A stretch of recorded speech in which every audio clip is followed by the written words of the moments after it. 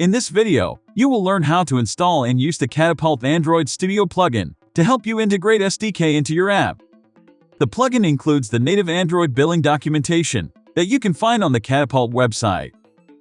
The plugin is listed on the IntelliJ Marketplace, where you can preview it, download older versions, and leave a review.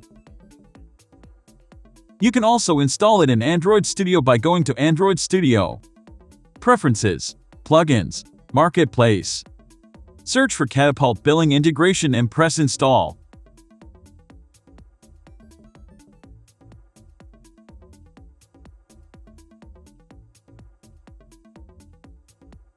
The plugin will appear on the right-hand side of your screen.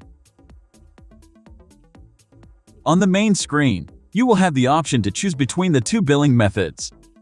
In this video, we will use SDK.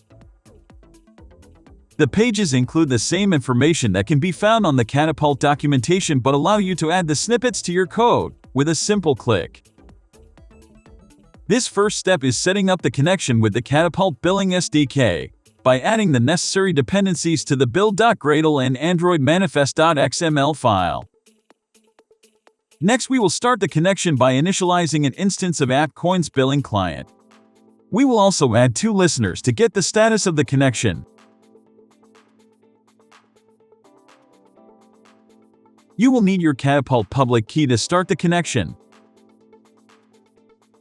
You will get some error messages that will be sorted as you continue the implementation. In the next step, we will add the SKU details response listener and use it in two examples, one for in-app purchases and one for subscriptions.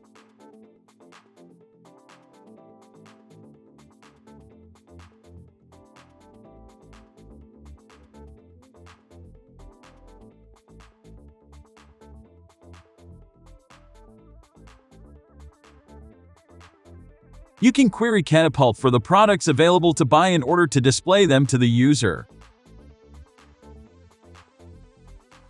If you have calls to the Google Play billing in your code, this step will automatically replace them with calls to our billing.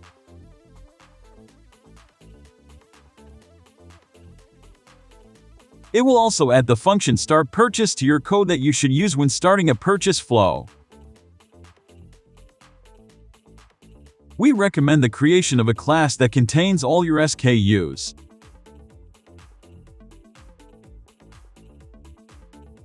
You also need to add the onActivityResult method to verify the purchase with Catappult. Lastly, we will add the method PurchasesUpdatedListener, which will get notified after the purchase was validated by Catappult. This is the method where you attribute the item to the user. After the purchase is completed, it needs to be consumed, as shown in the Purchases Updated Listener. This function gets notified when the consumption ends. This is it for the implementation. Let's try the app purchase flow. For the sake of this tutorial, I'm using a default Android Studio activity. When I press the blue button, a window of the AppCoin's wallet pops up and the purchasing flow starts. The purchase is now complete. That's all it takes to use the Catappult Android Studio plugin to integrate SDK into your application. I hope this video helped you in any way. You can find the written documentation on the Catappult website and contact us for any further explanation. Thank you.